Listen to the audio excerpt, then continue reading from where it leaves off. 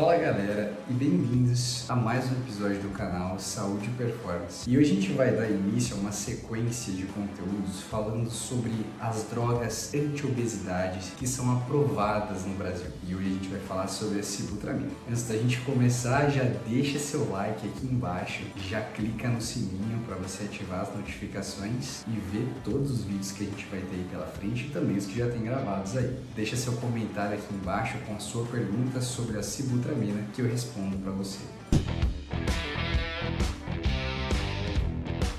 Gente, a sibutramina é uma das drogas mais antigas que a gente tem no mercado quando a gente fala no tratamento de perda de peso e obesidade. Ela surgiu na década de 80, mas como muitas drogas, ela surgiu com um intuito diferente do que ela é usada hoje. A sibutramina ela surgiu como um antidepressivo, afinal ela é um inibidor da recaptação de serotonina, noradrenalina e em menor quantidade de dopamina. Então ela é um inibidor que tem 3 ações no nosso sistema nervoso central. Inicialmente, então, essa droga foi tentada ser usada para tratamento de depressão. E um efeito colateral notado era justamente a perda de peso. Então a gente pegou um efeito colateral de uma medicação que a gente estava testando para depressão e a gente pegou este efeito e colocou como um efeito principal da droga, no caso, que a sibutramina é usada hoje para perda de peso. Só que a sibutramina ela passou por um longo processo de idas e vindas, aprovações e desaprovações, a partir de realização de estudos. Alguns estudos falavam contra o uso, alguns estudos falavam a favor do uso, até que tudo ficou muito claro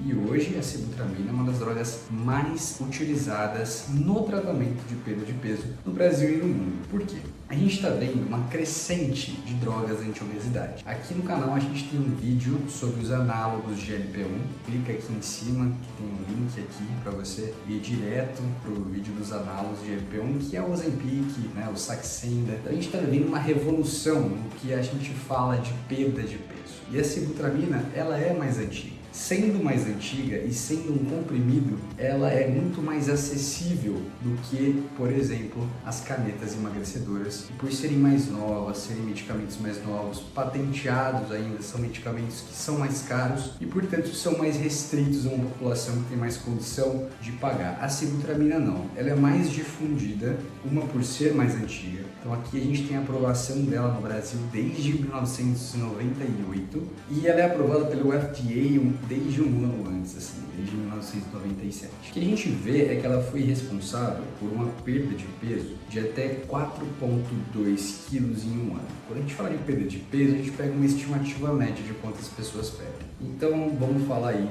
de uns 10% do peso corporal que a gente consegue perder aí com a sibutramina. Vamos lembrar que todos os estudos feitos com drogas anti-obesidade não são somente com as drogas. Eles sempre têm que estar associados a mudanças no estilo de vida, ou seja, uma alimentação adequada e na realização de exercícios físicos. E aí existe sempre uma comparação entre a pessoa que fica com a droga, mais mudanças do estilo de vida, e as pessoas que ficam com o placebo, que é um remedinho que a pessoa vai achar que está tomando e vai achar que está funcionando para perder peso e vai manter as atividades. Quando a gente compara esses dois grupos, a gente vê que quem toma sibutramina realmente perde peso. E esse é um dos melhores tipos de estudo para avaliar o funcionamento de uma medicação, porque ele é totalmente controlado. Então a gente sabe que tem dois grupos, um tomando e um não tomando, e no final a gente consegue realmente definir se essa droga funciona para esse fim ou não. E a sibutramina, gente, sim, ela funciona,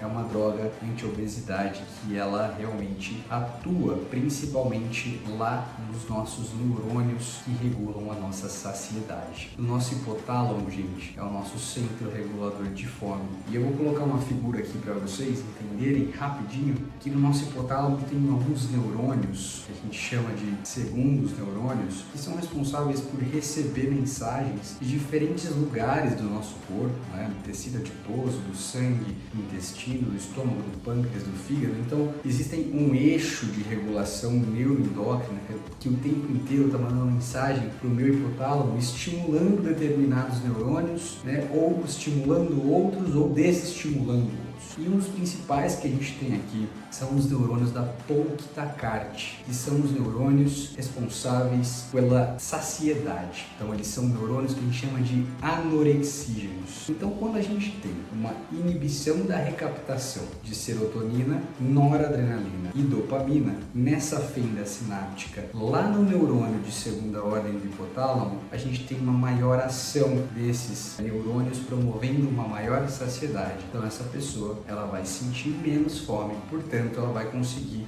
seguir a dieta mais facilmente. Por isso que é importante, eu dou um remédio para a pessoa seguir uma dieta e para a pessoa fazer um exercício físico e ela não sofrer com isso. E fazer dietas restritivas realmente acaba sendo muito difícil, porque a pessoa fica irritada, a pessoa fica nervosa. Além disso, tem a questão da necessidade, da compulsão, do craving que essa pessoa desenvolve ao longo da vida, essa necessidade do alimento, que quando a gente coloca uma droga anti-obesidade, a gente consegue quebrar esse ciclo, certo? Quando a gente deve parar o tratamento com a sibutramina num paciente que acabou de começar? Ou seja, quem vai ser o respondedor à sibutramina e quem não vai ser? Então, se eu der a sibutramina numa dose máxima, a gente sempre começa numa dose, gente, falando de dosagens aqui, de 10 miligramas. E a gente sobe até no máximo 15 miligramas. Então, se a gente fizer uso durante 4 semanas, numa dose de 15 miligramas e essa pessoa não perder peso, quer dizer que essa pessoa, se ela está fazendo tudo certinho, né, hábitos de vida, não adianta nada você tomar um remédio e não mudar o resto. Então, se a pessoa realmente está fazendo as mudanças que você propôs a ela e não está conseguindo perder peso em 4 semanas com a dose máxima, talvez a sibutramina não seja a droga para ela. Agora, não temos como falar de sibutramina sem falar da polêmica toda que surgiu sobre ela em relação aos efeitos cardiovasculares. Então, o que acontece? Por que a sibutramina teve essa montanha-russa de aprova, desaprova, aprova, desaprova? Inicialmente, ela era dada para todo mundo, a torta e a direita. Então, assim, qualquer pessoa que quisesse emagrecer e tivesse indicação, as indicações normalmente são IMC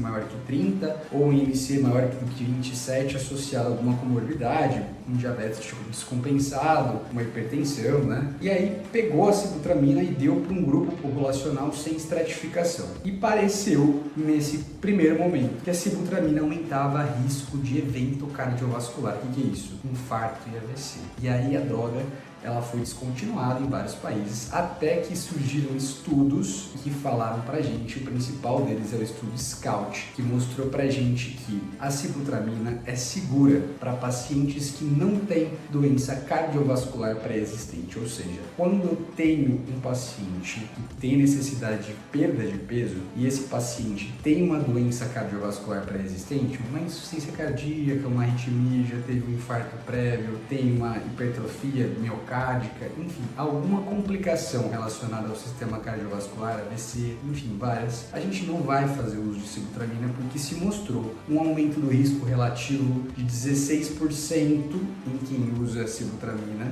para desfechos primários de infarto não fatal e AVC, em comparação com um risco relativo de 10% aos que não usaram sibutramina. Então, de fato, quando nós temos que escolher uma população para o uso da sibutramina, a gente tem que excluir os pacientes, por exemplo, que têm alguma doença cardiovascular, que tem hipertensão descontrolada. Enfim, a gente precisa saber selecionar esse paciente. Os demais pacientes, quando a gente compara mortes por qualquer causa, sem doenças cardiovasculares estabelecidas, viu-se que quem toma sibutramina e quem não toma sibutramina é a mesma coisa, ou seja, a sibutramina não causa aumento de risco de morte ou de outros desfechos em pessoas que não têm doenças cardiovasculares pré-estabelecidas, portanto ela é uma droga segura para ser utilizada, certo? E teve um outro estudo que eu não posso deixar de contar para vocês, que é o estudo STORM. STORM foi um estudo que viu quanto tempo, depois de quanto tempo essas pessoas e quanto tempo poderiam usar a sibutramina, elas vão manter a perda de peso. Então, assim, até hoje, a gente fala que o seguro para a gente utilizar a sibutramina, que foi visto em estudo, são 2 anos de utilização de sibutramina, depois a gente vai ter que fazer uma descontinuação do remédio.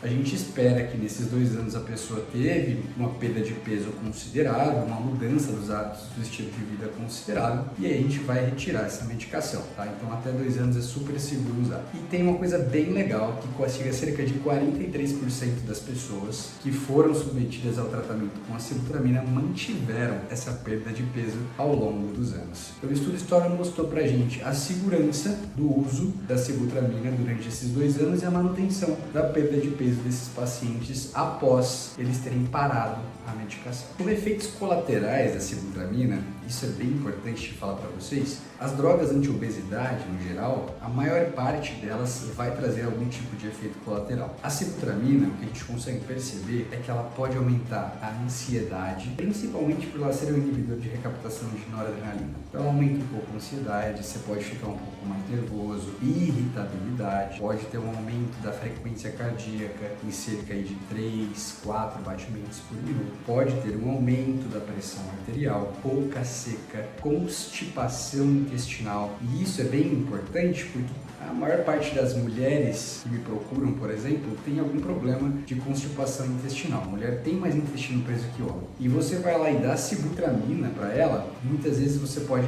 piorar esse quadro. Então a constipação intestinal ela é um efeito colateral bem importante. Pode dar insônia, pode dar dor de cabeça, enfim, pode dar alguns efeitos colaterais que são ruins, mas que ao longo do tempo, esses efeitos colaterais, eles costumam melhorar. Então a pessoa com a utilização crônica de sibutramina, ela costuma melhorar esses efeitos colaterais com a utilização dessa medicação. Então, fazendo aquele resumão que a gente sempre gosta de fazer no final de todo o vídeo. Sibutramina é uma droga anti-obesidade aprovada no Brasil para o tratamento de perda de peso e obesidade, que atua nos nossos neurotransmissores através da inibição de recaptação de serotonina, noradrenalina e dopamina. E é claro, né, gente, com a perda de peso que a sibutramina leva, os estudos mostraram pra gente também que ela leva a uma redução da pressão arterial a médio e longo prazo, redução da glicemia, melhora da dislipidemia, melhora da qualidade de vida. Isso não só a sibutramina, mas como qualquer droga anti-obesidade vai causar, porque quando a gente melhora a perda de peso, a gente melhora o nosso metabolismo e com isso a gente consegue melhorar a nossa saúde. Bom, é isso que eu tinha para falar de sibutramina para vocês. Então, ó, não esquece de curtir aqui embaixo, ativa o sininho, coloca seu comentário aqui. E se você precisar de ajuda para emagrecer, não faça isso sozinho. Busque sempre um profissional que entenda e que saiba prescrever esse tipo de medicação para você. E eu vejo vocês no próximo vídeo do canal Saúde e Performance. Até lá!